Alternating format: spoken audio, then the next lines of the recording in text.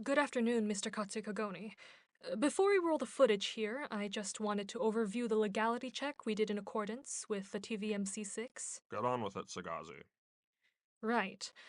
Per review by in-studio specialists, we are in compliance with all regulations and per your ultimate request have altered the pilot to fit the requirements imposed by Code 66A.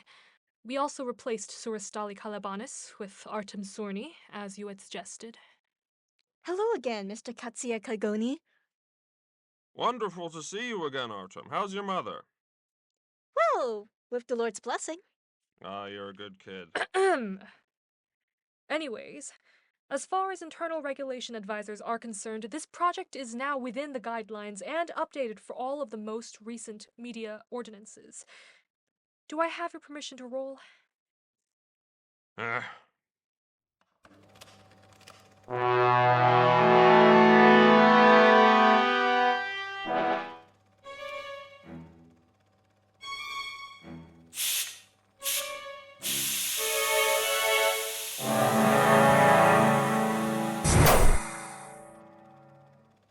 Oh good, you're alive. And here I was worried I was going to have to pay the biohazard disposal fee. Would have been a shame to waste a perfectly good body, don't you think? A comedy millennia in the making. You're saying I've been stuck in cryostasis for 10,000 years? And you don't look a day over 9,999. My ship, my crew, they're all gone. Well, welcome to tomorrow, fresh meat. What the hell kind of welcome is that? It's the traditional Ziporgasha. Don't tell me they didn't do this 10,000 years ago. No, I mean, how would you feel if I just smacked you on the head? Quite good, actually. Make sure you use the fingers, not the palm. You're serious, aren't you? Packed with everything you love. Action. If capture is not an option, then you have chosen death. The Supreme Leader commands your destruction. Who are you? Why are you hunting me? That is of little consequence, as will be your demise. Since when do humans have laser guns? Well, bullets would blow holes in the containment walls. So instead, government scientists designed weapons to fry people from the inside out. They're also great for reheating rations. That would be really fascinating if it wasn't a rhetorical question, as someone is actively trying to assassinate me. Well, excuse me for trying to make dying in a ration dispensary more informative.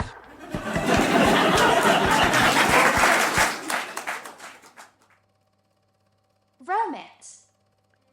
Oh, Dorasha, I know this world is strange, and I a stranger to all its ways, but even still, could you ever love a relic like me?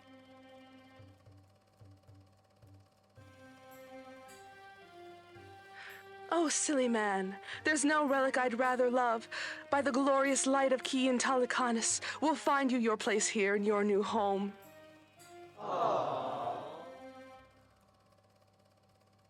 Intrigue. Your wish is my command, Supreme Leader. I shall have the ancestor captured forthwith. We will destroy the Alfari from within. All power to the people! Indeed, the Alfari regime will crumble. We shall bring to them our great anarchy, burn their gods and crush their pathetically capitalist companies beneath our boot. It all begins with the elimination of this one human. We are sending a starship. It shall arrive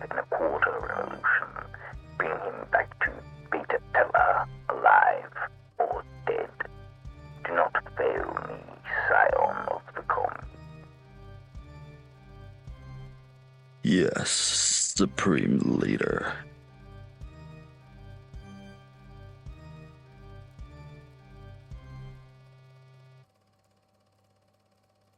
And of course, real patriotic, divinely ordained family fun. All right, first things first. Ground rules. Around here, we do things a little different than in cryostasis.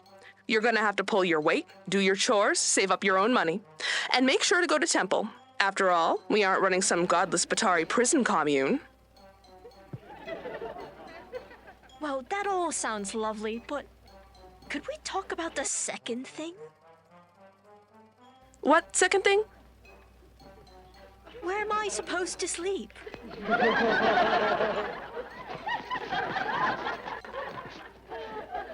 Oh, on the floor, obviously.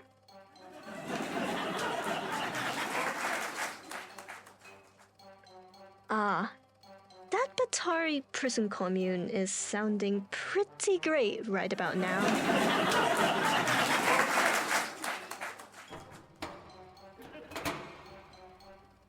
Hey, you know you can always bunk with me down in the lab. Have you just been in the floor this whole time?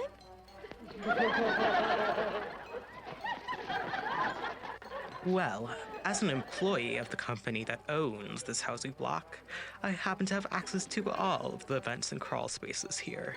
It's neat what the law lets me do at people's houses. Get out of my floor in my house, you freak! Whoa, someone's cranky. Fine. Eesh. I'll see you both for dinner. From under the table.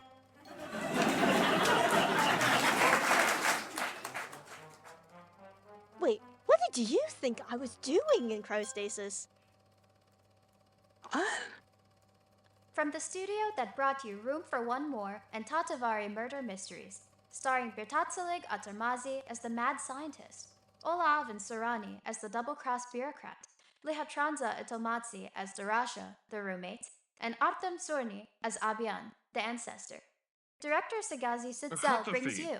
This is never going on the air. What is this garbage? We followed every regulation. Oh, did you? Because if you did, you'd know that no man should ever talk to another man like that. Oh, come on. It's just a gag. Besides, who on Tele Alpha would look at this and think there was something illicit happening? It's just harmless joking. Are you an idiot? It doesn't matter what people might think, all that matters is what is. As far as me and the Bureau are concerned, this sort of thing doesn't land. Our ancestors didn't cross the heavens under the guidance of the god of the void to this Garden of Eden to be portrayed as feminized, lollygagging wimps. No offense, Artem. None taken. Well, maybe we can come to some kind of compromise. And another thing, you showed a love relationship on TV? Do you understand that love is immoral? No loving relationship can ever last or produce children. Imagine what would happen if people loved each other. No more kids. And with a scientist flirting with a main character, don't think you can pull one over on me or the Bureau, Sagazi Sitzel. Otherwise, you'll find yourself watching TV in re-education. No, the only people who determine partnership are the state and God, who works through the state. Anything outside of what they dictate is unacceptable. But it's a man and a woman. It's not illegal, and the romance isn't even how they get together. It comes after the state assigns them. No. Enough loopholes. Either you abandon this ridiculous romance thing or you scrap it. The way it stands, there's no home for this drivel on television. By the way, how many Russians over the limit did you feed them? Leah Tronta should be 20 pounds thinner. They look like gluttons. Imagine what would happen if people thought they could look like that. Anarchy. Societal collapse. Exactly what those Batari scum want. At this point, you may as well get rid of the whole thing. Try again in 6 months, Sagazi. And Artem, my boy. Yes, Mr. Katsuya Kaguni? Don't do voices. You sound like some Batari radio propagandist. We don't do off-worlds here, and we don't want them on TV. I mean, where did you even learn a voice like that? And don't wear wigs. You look like a lady. I mean, what is our world coming to that people are talking like off-worlders on TV? What happened to Alfari pride? Even in the most patriotic household now, somebody's listening to a broadcast from the next civilization over. It's the end of our society, I tell you. No. Damn it.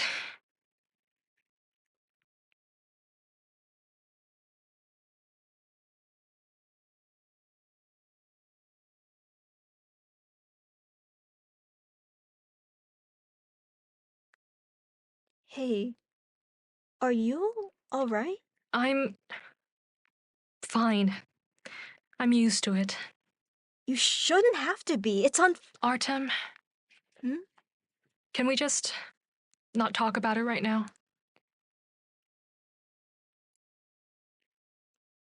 You know, I think the plot was a little shaky sometimes, but the jokes were on point. You're only saying that because I wrote them. Really? I had no idea. You're always so. So what? And that makeup artist was fantastic. Oh, you think you're real slick, huh? Slick? Me? No, sir, Mr. Director, sir. Not at all, no, just offering my honest opinions is all. Sure, all right. I'll take it at face. That makeup artist was seriously good. I'll have to keep her on. What was her name? Firi something. Madriata? I don't remember. Check the payroll, I guess. Kianitska, wanna try that new restaurant in Sea Level? Let's be discreet about it. We're just a director and an actor discussing next projects. Of course. Right. Then, Mr. Director, can I make a request? You don't have to be that stiff. May I keep the wig? I can't say why, but something about it just made me feel more me. Oh, Palyav, of course. I'll keep it in my apartment for you. Thanks. Oh, thanks, Michijibi. Thanks you. You make this hellhole feel a little more like a home. No way to be at home in hell if you don't sin a little. Can I use that line? Only if you cast me in the role. We'll see. I was kind of thinking of Sakagi Latram for lead in my next show. Oh, Latrim? Oh, come on. You're gonna replace me with him? As if I could ever get rid of you, Sorny.